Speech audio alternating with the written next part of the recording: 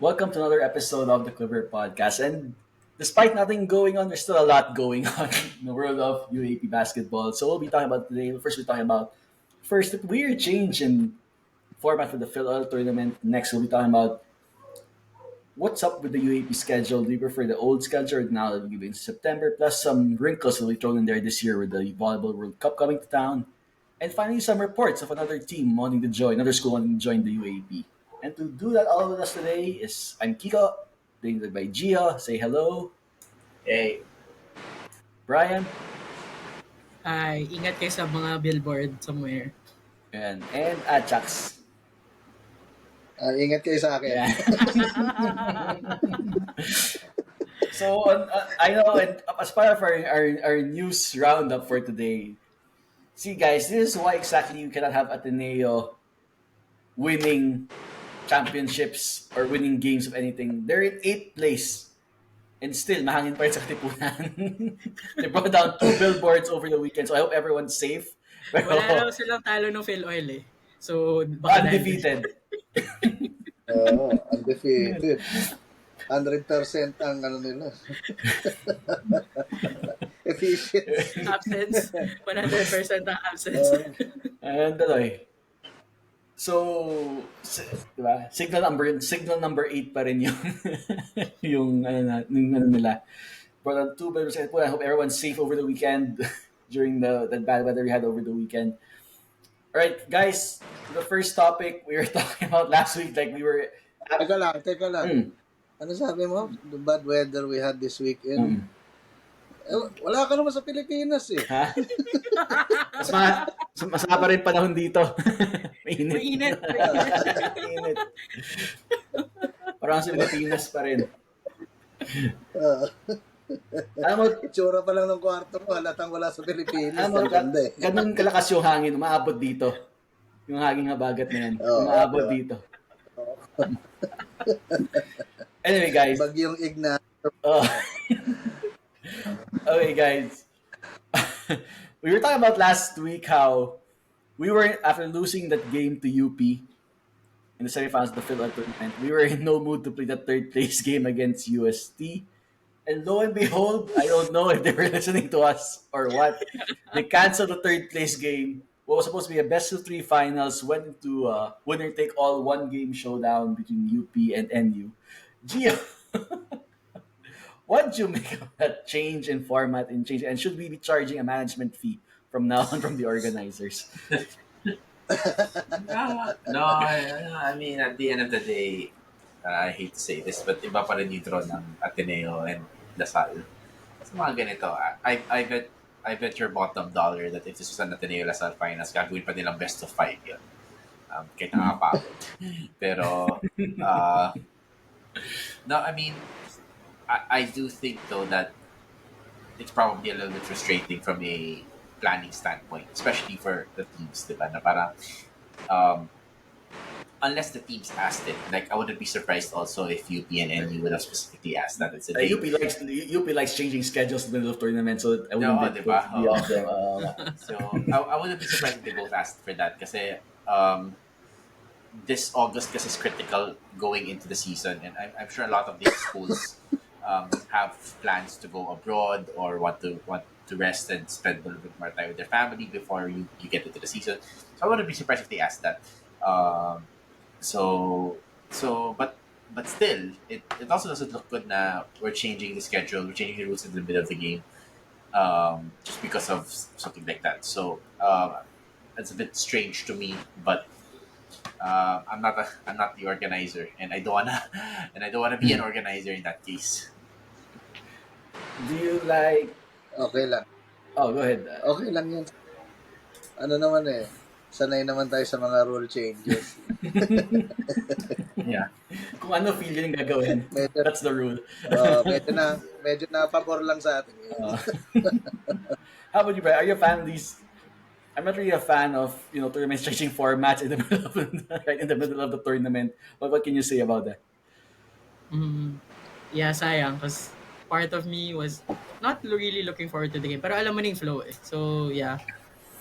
Pangit yung sudden change. But, yun, if that's part of what everyone requested, then wala tayong magagawa. Like maybe it played to their advantage kasi yun nga, the weather has not been at its best too in this week, so could have helped everyone there.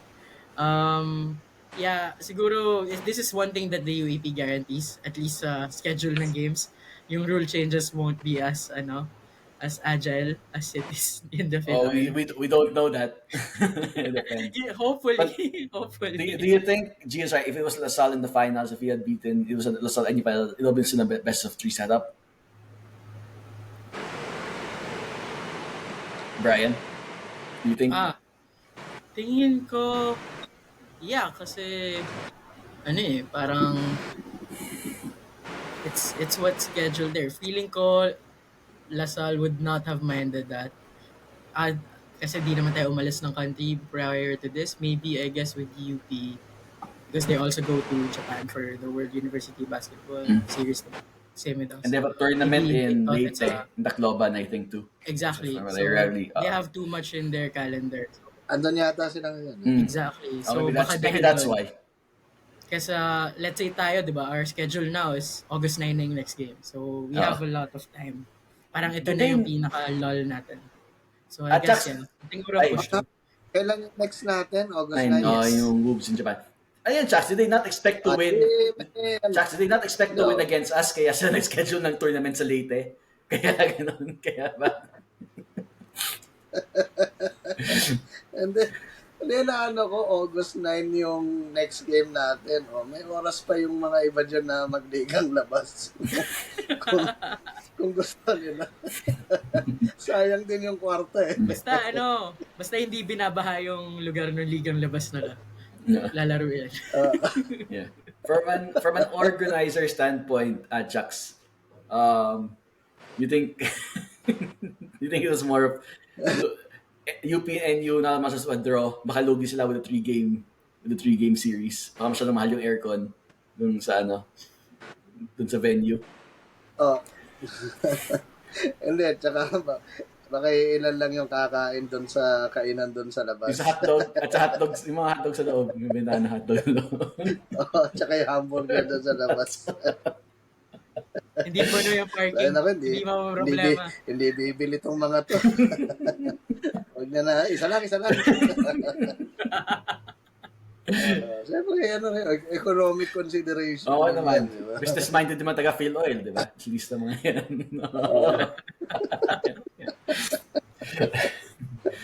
Lugi. Tama, I think Chuck's looking at your background, nasa parehong lugar lang tayo eh. Nasa kabilang kwarto ka lang ata. Ito may background mo, pareho yung background natin. Kaya Anyway. ka pala niya nakita, no? Kaya ka pala niya nga eh. nakita. Kumatok ka lang Nasa naman. abroad din ako ngayon. Anyway, guys, we're talking about this, since we're talking about this scheduling, because we're not used to it, because, during, back in the day, it was always Phil Oil Summer League. It was actually in the summer.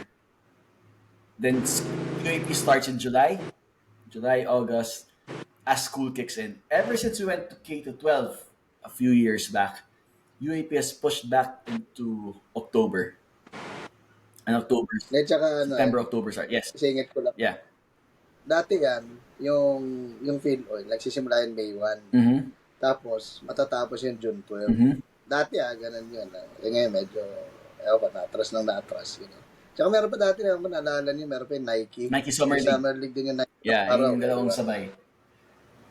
Oo. Ngayon wala na. Then, yung NCAA nun, 1 week break from Phil Oil and Nike. Pasok na, start na yung NCAA na mas maaga ng June. Diba? June. That's how it used to Kaya go. naman nila yun. Oo. Nakamiss bigla yung Father Martin Cup, no? Father Ah, Martin yes, Cup. Ayun, yeah. yeah. Classic. OG. Sa Sandeta yun, di ba? Oo.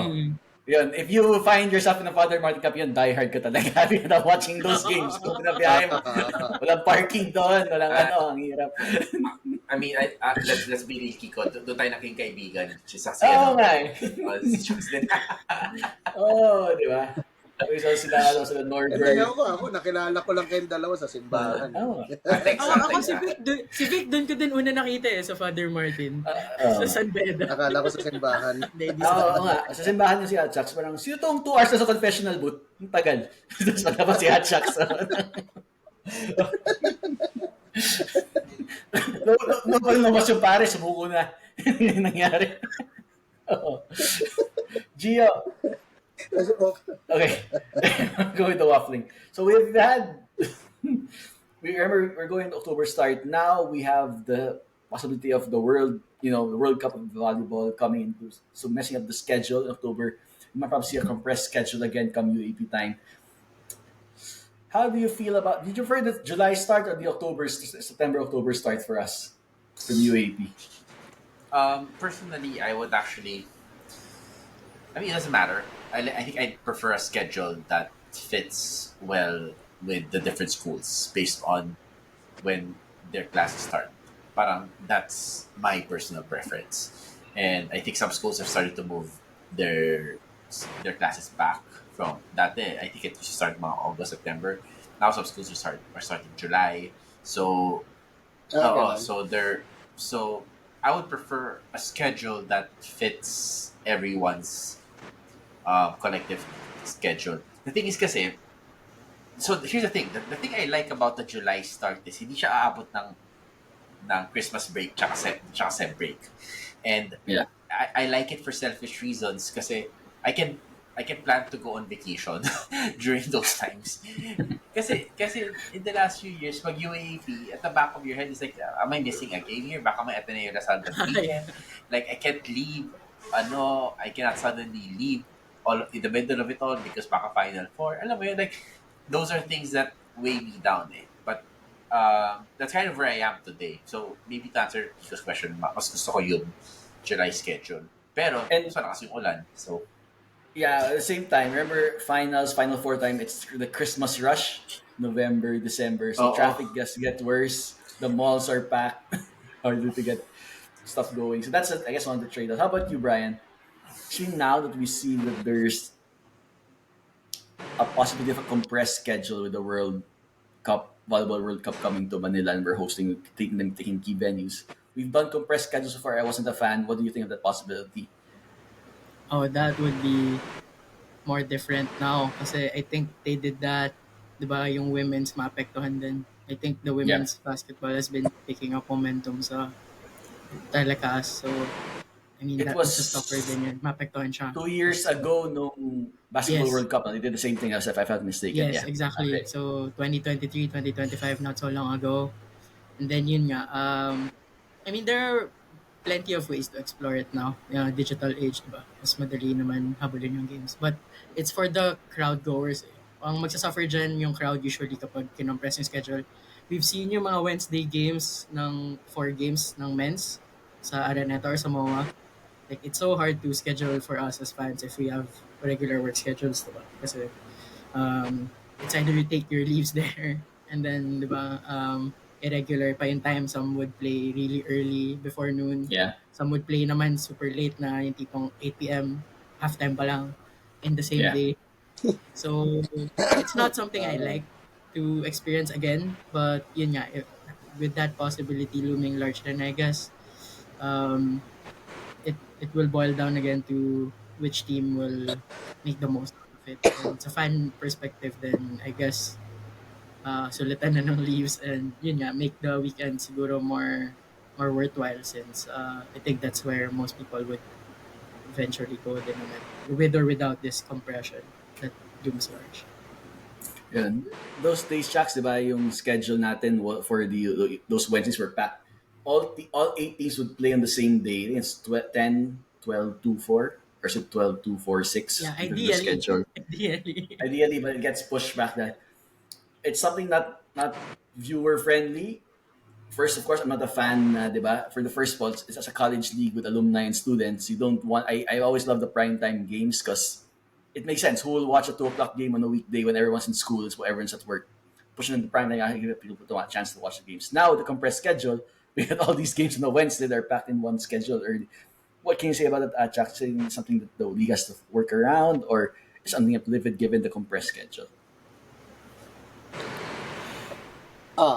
Hindi, teka, yung ano ba, yung Lasal ba kailan na simula na ang klase niya? Nagsimula na yata, di ba? Term 3 ata ngayon eh. So, or katatapos lang ng term 3 sa Lasal. Pero Lasal has always been a bit different. Like, merong 1 month. Outlier. Kasi naalala ko Sure. nung time ko, di ba? When everyone was starting in May, kami start ng June, start ng Lasal ng May. So, parang ganun. And, alam ko September ang first term officially. Pero sa iba, maybe August or July. Isingit ko lang, Gio. Tsaka kasi, Singit ko lang, Gio, remember, yata na yun rin flexible yung finals week eh. Di ba? Kung kailan sila talo, finals week yun. Kasi nag-aaral daw sila. That's always the excuse. naghahanda sila. Yun lagi. Post-game, they were busy in the Kaya- finals. Kaya last season, every week finals week sila eh. Tatalo sila lagi eh. Ganun. Every priority academic. Oo naman. Anyway, Zach, sorry to interrupt. Go ahead. You were saying about the schedule. Hindi. Ako kasi, either ako naman. Pero, excuse me, dati yan, natatapos ng September, di ba? Yeah. October. So, Latest. naalala ko pa yan nun bandang September yung birthday ng isang tsuhing ko eh. So ko, masaya o malungkot yung or even by that time, malalaman mo na kung tanggal ka na sa Final Four or sa finals eh. Ngayon, nung nabago yung baliktad na September na nagsisimula yan, di ba? Tapos, pagdating ng November, meron may birthday ng November, alam ko eh. Kadalasan ng laro ng birthday nun, alam ko talo. Nagpapaviewing pa yun sa bahay ng birthday. I remember. Pagdating ng gabi, akala mo may lamay eh. Yun ang pinakamalungkot na birthday na puntahan ko or na birthday party. Kahit even yung sariling tatay nung may birthday, hindi pumunta sa lungkot. Umakit ng maaga. Hindi nag-attend. Natulog. Yung pinakamalungkot na birthday na napuntahan ko, if I remember correctly. Oo. Kaya medyo na. Hindi, pero kasi di ba yung towards the end naman yan, yung pa-Christmas naman. Yeah.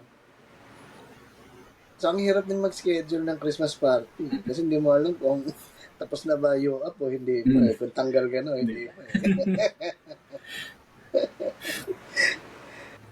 Pero ako naman, regardless kung kung kailan ka nag-start, kailan matatapos. Importante is yung consistency ng fans. Yeah. Regardless kung panalo or matalo, kailan nagsimula yan, doesn't really matter. What matters is, those who stay. Diba? Whether September yan or December, mag-sick leave ka pa rin sa trabaho. Tayo pa rin sa boss. UAAP games is like a war, And the war doesn't determine who is right, but who is left. Nung makikita sino yung maiiwan sa'yo, kung sino talaga yung mga fans mo talaga dyan. Lalim na. Lalim.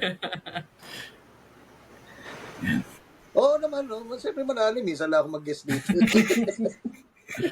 Minsan lang umukay yung internet ko eh. Hindi ko naman okay nga net mo ngayon. Brian, talking about Huwag mong batiin. venues and schedules. Mm-hmm. There will be a schedule congestion with the venues with Araneta and Moa being used for the World Cup. Do you think this will be an issue come UAP time? Will we be seeing games in Amoranto? In Amoranto Stadium? Sa covered courts? Pala tayo, provincial games sa Lasal Bacolod, Ateneo de Davao, Not a bad idea. UP Los Baños, etc. Oh, Hindi tayo di ba ginawa ng NCAA yan ng dati? Home and away. Out of town sila. But I think, Wala speaking of lang naman tayong NCAA, venue. they secured yung venues nila in Manila. I don't know if they're gonna play all the games there or they will split it with San Juan. Remains to be seen. Something RC. Hindi, may gagamit yata ng San Juan. Okay. Yeah, exactly. That's why they moved there. Yung Volleyball for training, I guess, could be. Or another one. But regardless, nagkaka-surface na may possible issues with the venues. Of course, MOA and Araneta won't be available for a good part of September and can extend until the tournament ends. Phil Sports, I'm not too certain if magiging conflict ba siya in preparation for another World Cup, which is the Futsal World Cup too. I think it will happen a bit later. Pero yun nga, Mm. they want to Ano preserve palang some futsal the one? venue or Mm. whatever. So, ang daming roadblocks. Kan yung futsal? Yeah, sa is it November pa naman siya. But November, yun, yep. they'll probably use it every now and then. Kasi yung knockout Yung rounds doon rin saan eh. yan? Knowing Sa FIFA Ultra. na parang they have to Yeah. be. So, marami naman Ultra. tayong venues, but the problem is, are they suitable enough to fit our crowds? The way I see it now, since USD is a member school, diba? They can And host host. it there. And their host. Sila yung host. Kasi host. Another thing is, of course, the Blue Eagle Gym. It's also a venue from before, diba? So, yung infamous Jojo Hate incident happened there. So, we keep on harping it every now and then. It's an Tipid excuse pa sa for me to aircon. say that. Tipid pa sa aircon doon. Di ba kailangan? Yun. Natural. Kasi, di ba may dumakdak doon tapos Yun nga, nasira? si Si John Hate. Siya pa yan. Oo. Adamson yun, di ba? And then, marami naman venues around Manila. I think in terms of volume or options, we're not really short. Ang problema is kung kaya ba natin gawin yung games doon kasi, diba, UAP games, draw crowds, especially men's basketball. It's the crown jewel of the league. So yeah, ang daming kailangan isipin. Magbabago rin ba yung schedule? Like, will they actually make the Wednesday games para hindi compressed? Gagawin ba na lang Tuesday and Thursday yan? I mean, there are a lot of things that maybe the board is thinking about, especially USD, since sila yung host. Kung hindi man sila nakapag-pencil book, or ang worst, kung yung mga pencil book ba nilang dates from before have been scrapped because there's a larger Ramped off. event such as the Volleyball World Cup happening. Yeah. Gio, how about you? Do you see any creative solutions for the league or the league should take? Or is it more of settling for venues like QPAV to get the season going? I think they should just give the trophy to LaSalle. Okay, that's the best one. I think it's a very creative way to solve the problem, diba? Na parang, I think, free throw shooting contest pala. Ay, wala na. Mahirapan tayo dyan. No, I think, I think a creative solution around it, I suppose, would really be like, the 4 games a day might work. Maybe they could split the games into different separate venues. Pero medyo kakagulo din yun. Who gets the TV time, who doesn't get the TV time. But I think at the end of the day, like, the board has done the best that they could in a situation that looks like this. And whatever they decide to do when it comes to all these venues, edi doon na tayo. Edi we'll just have to follow through with it.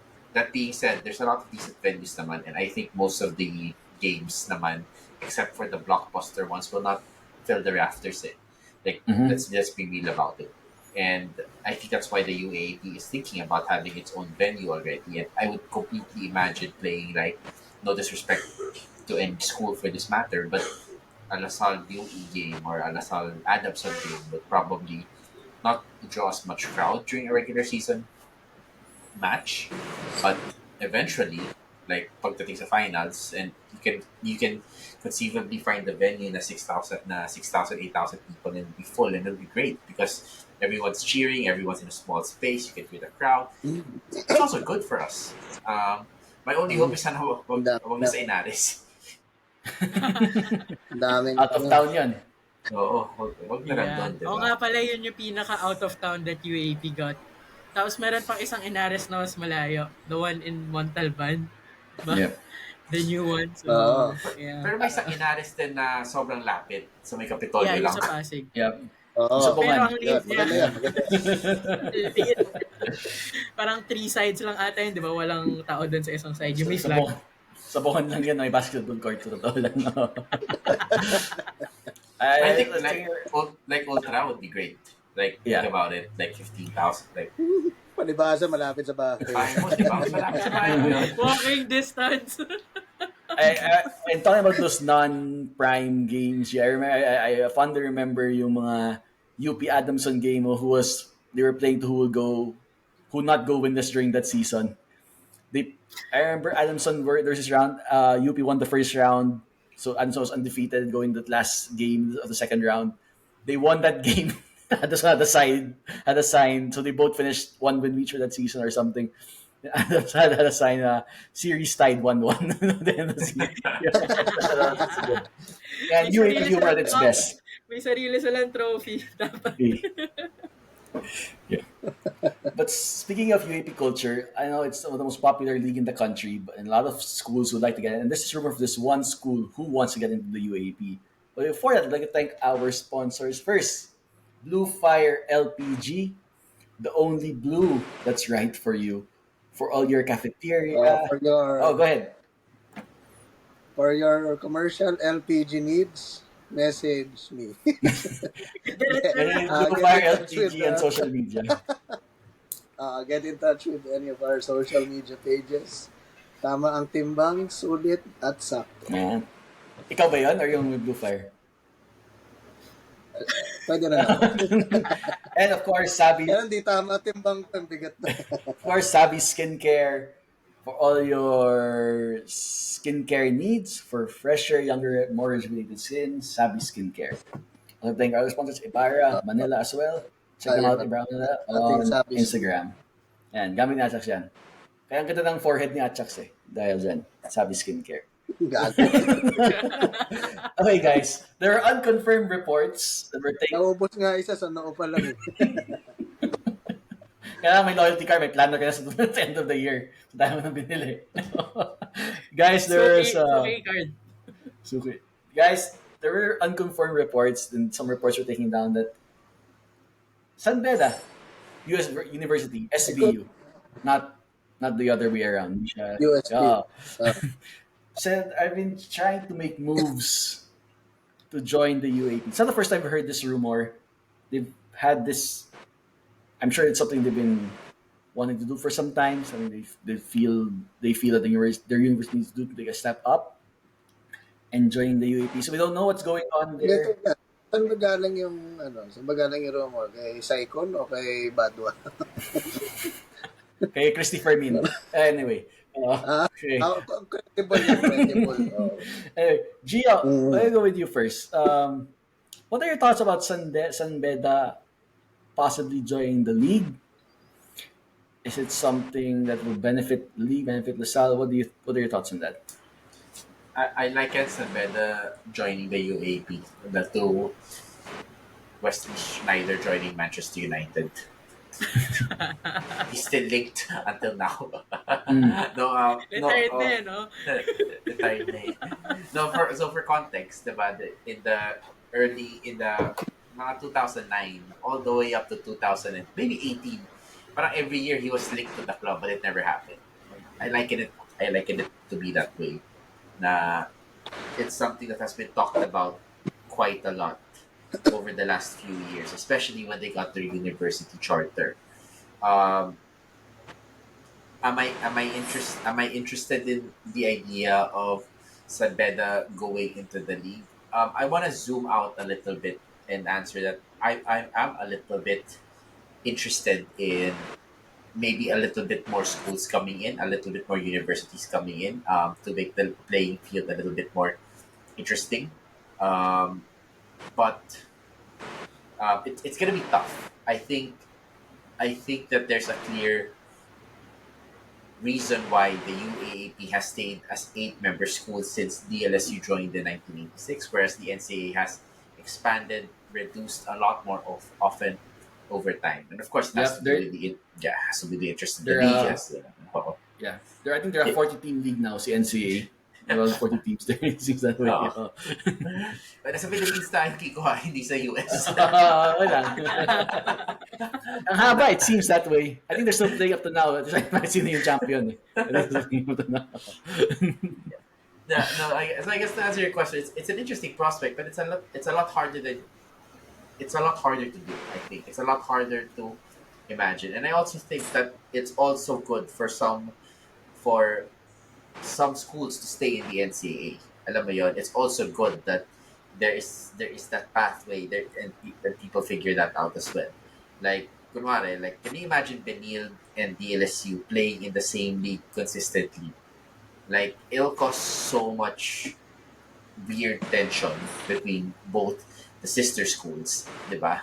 Like, can you imagine if, let's say LaSalle has, DLSU is having a bad run of form, and Benil is doing really well. Like, can you imagine like all the players from Benil transferring to LaSalle?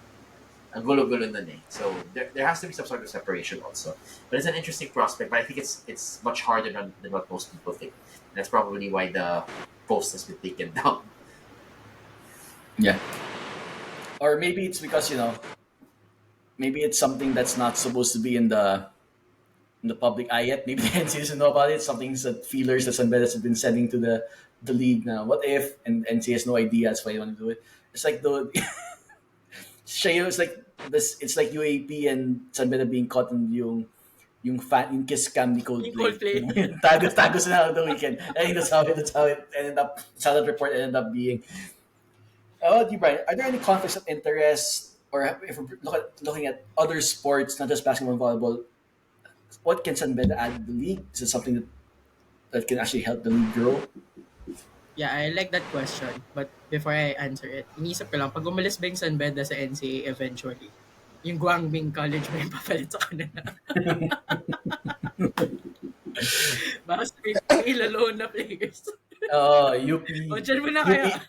UP Team B, essentially. What school ba yung But, Guangming? yeah. Sa, Is it a real kanya school in ulit the first place? Yun nga eh. Well, I think they are, but I've never seen them. Okay. Anyway, I mean college sila eh, so NCAA sila for sure. San Beda, when I look at it, syempre di ba what we know of UAP, NCAA, casually, yung mga tao, initially they will think basketball and volleyball. And they have good presence there. But I can also think na baka it's the other sports teams they have that will benefit. Kasi if I'm not mistaken, they're the general champions sa NCAA then. So maybe some of their sports teams feel like they're a big fish in a small pond. So Mhm. maybe that's where they're getting that motivation to join the UAP kasi they have at least a good base of school teams that can compete in the UAP, not necessarily win right away, diba? I think San Beda, as far as I was growing up, parang naririnig ko naman na they're present in a lot of sports and they want to preserve that. So siguro, for example, yung football team nila nawalan ng competition when NCAA halted it and then they resumed it pero ilang teams lang nagpa-participate.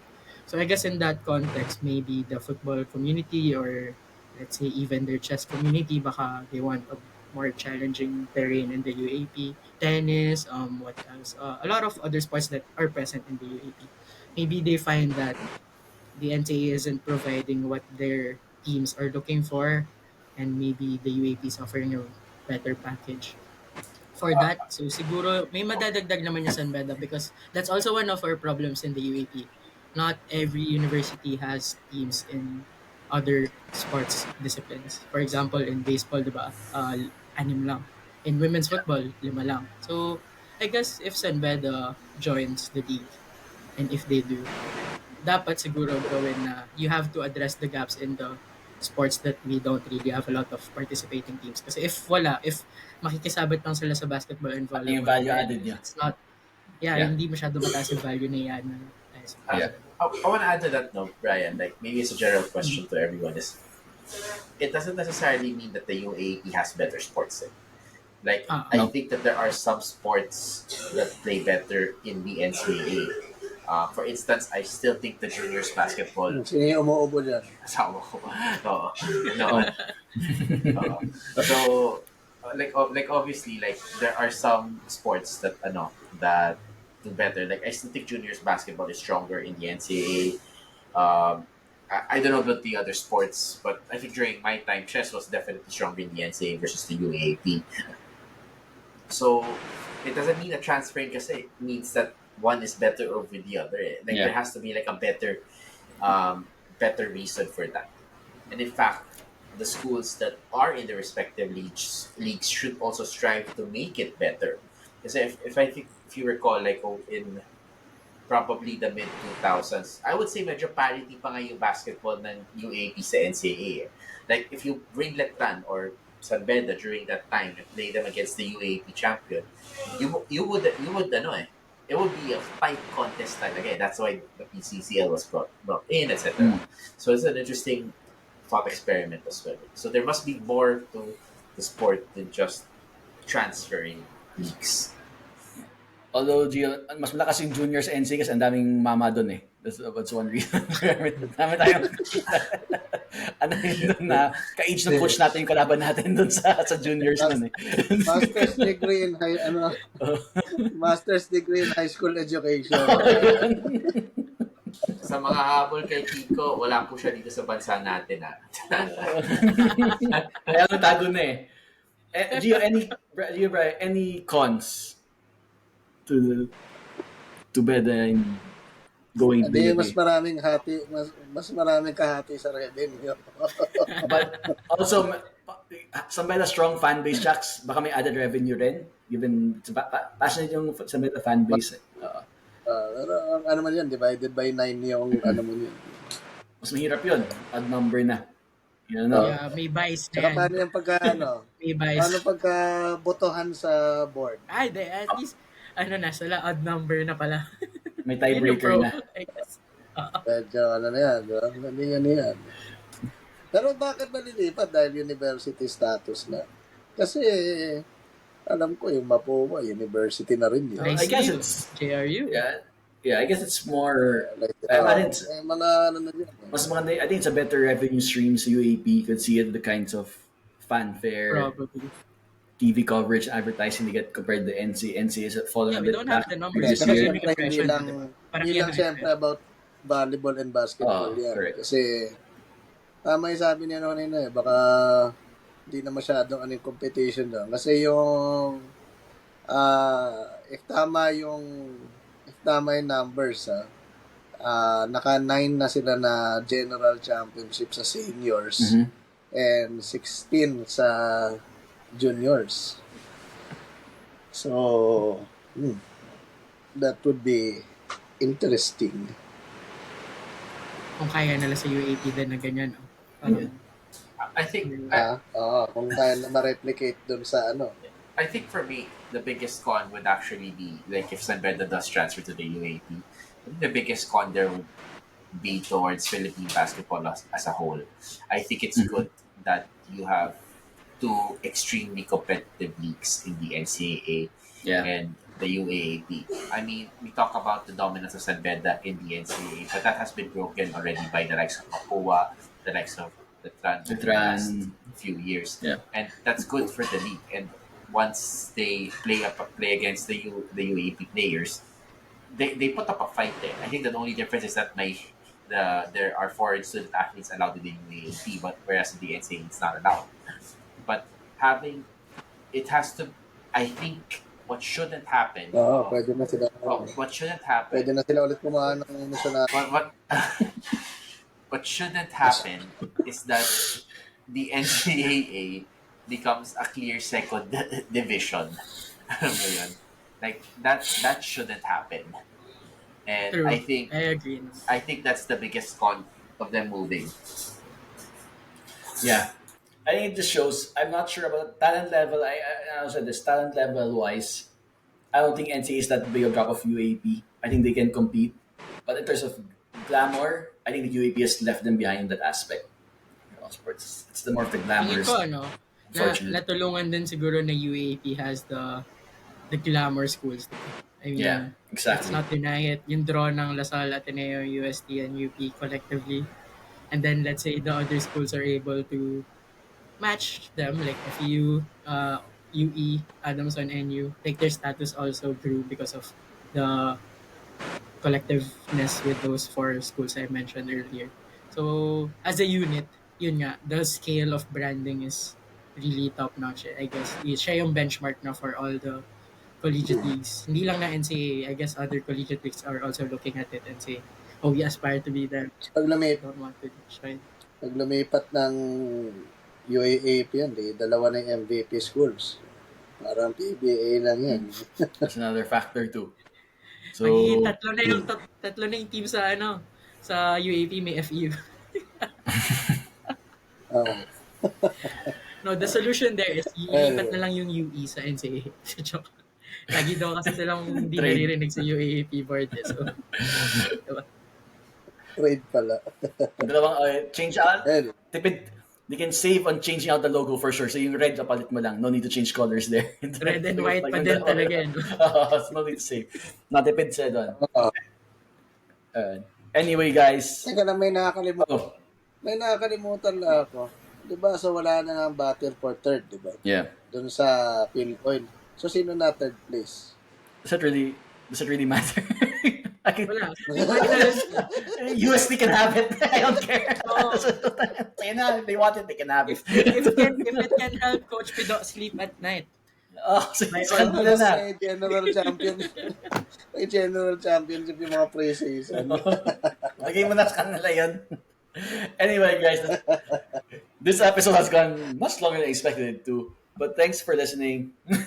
So please continue to... Teka lang, bago tayo Yeah. bago mag-end, total minsan na play ito. Gusto kong batiin si Ma'am Achi. Mga loyal viewers natin yan. Sa shout out. Thank you for listening, Ma'am Achi. Thank you for listening to the Quiver Podcast. Hope to catch you on more episodes. And if you want to be like Ma'am Achi, listen and subscribe to us via the Quiver YouTube and Spotify pages. Catch us there and follow us on our social media pages for other content. So I'm Kika Bell, Gio, Brian, and Achax. We'll see you next week. Another episode. And as we always say, Animo Lasar. Ano oras? Have.